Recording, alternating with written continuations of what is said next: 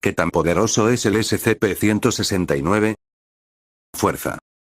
El despertar de SCP-169 puede provocar múltiples terremotos globales de magnitud nunca antes vista. Esto lo haría superior al terremoto más grande de la historia, que fue de magnitud 9,5. Al ser superior podemos suponer una magnitud de 10, y un terremoto de esa magnitud genera una energía de 294 teratones, lo que serían 5.606 kilómetros, un nivel continental bajo. Se dice que el más mínimo cambio en la profundidad del SCP-169 resultaría en la desaparición de un archipiélago entero que miden 5.400 kilómetros. Esto sería un nivel continental bajo.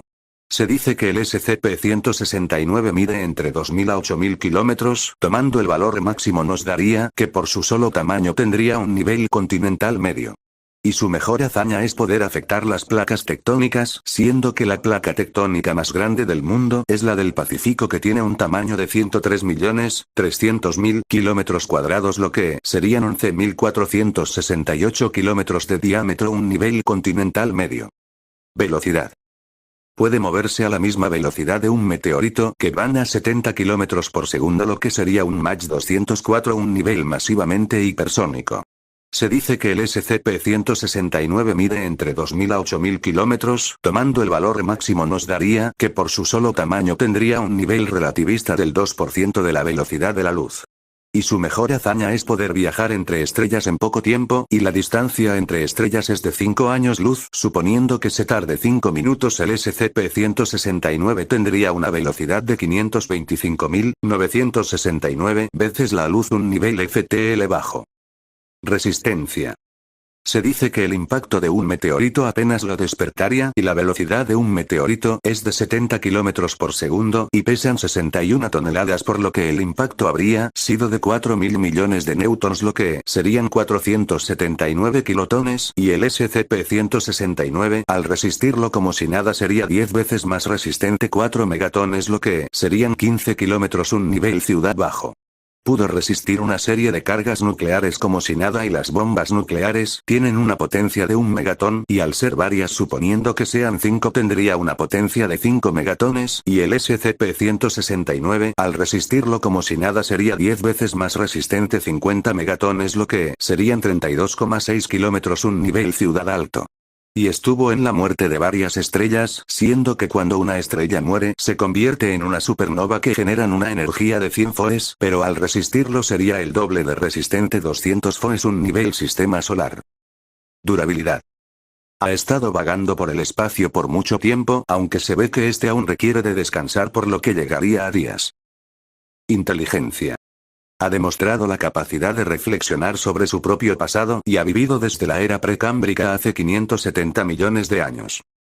Inteligencia en combate. Nunca ha tenido un combate en su vida. Habilidades. Capacidades físicas sobrehumanas y gran tamaño tipo 4. Mide entre 2.000 a 8.000 kilómetros. Longevidad. Ha vivido desde la era precámbrica hace 570 millones de años. Creación de ondas de choque. Al despertar generó ondas de choque. Autosustento tipo 1. No necesita respirar al estar en el espacio. Vuelo. Puede volar por el espacio. Manipulación de la vida. Al morir puede crear vida.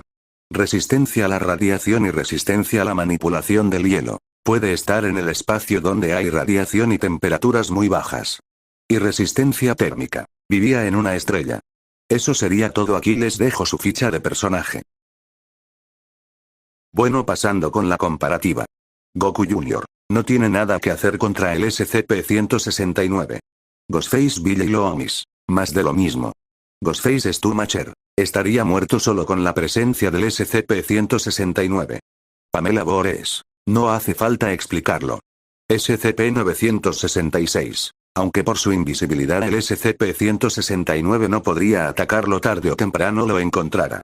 Sally Williams. Ni siquiera sus hacks la salvarán. Eyles Jack Cannon. Aunque bastante más rápido que todos los demás, sigue siendo una tortuga comparado con el SCP-169. Goku Jr. Ni en Super Saiyajin tendría nada que hacer. Jeff the Killer de su creepypasta original. No tiene oportunidad. Jeff the Killer AMV. Está igual que sus demás versiones.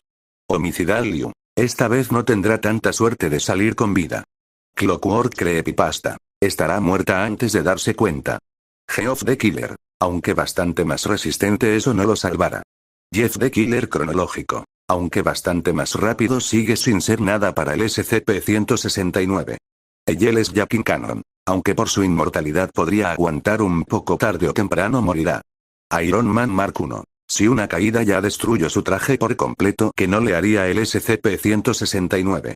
SCP-1128. Es inferior en todo aspecto al SCP-169. Slenderman película. Si bien por su intangibilidad podría tener alguna oportunidad antes de que la active, ya estará muerto debido a la gran diferencia de velocidad. Thor 22260. Aunque bastante más rápido, no tiene nada que hacer.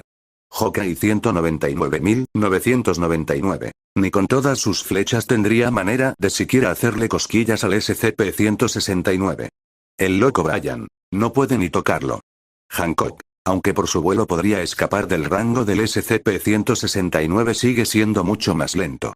Boros. Se matará a sí mismo al usar su forma meteoro antes de hacerle algo al SCP-169. Quicksilver. Aunque bastante más rápido, sigue sin tener cómo dañar al SCP-169.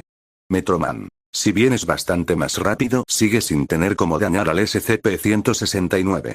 Capitán América 616. Bueno, dado que el Capitán América es muchísimo más rápido y el SCP-169 no demostró gran resistencia contra ataques punzocortantes, diría que el ganador de este combate sería el Capitán América 616.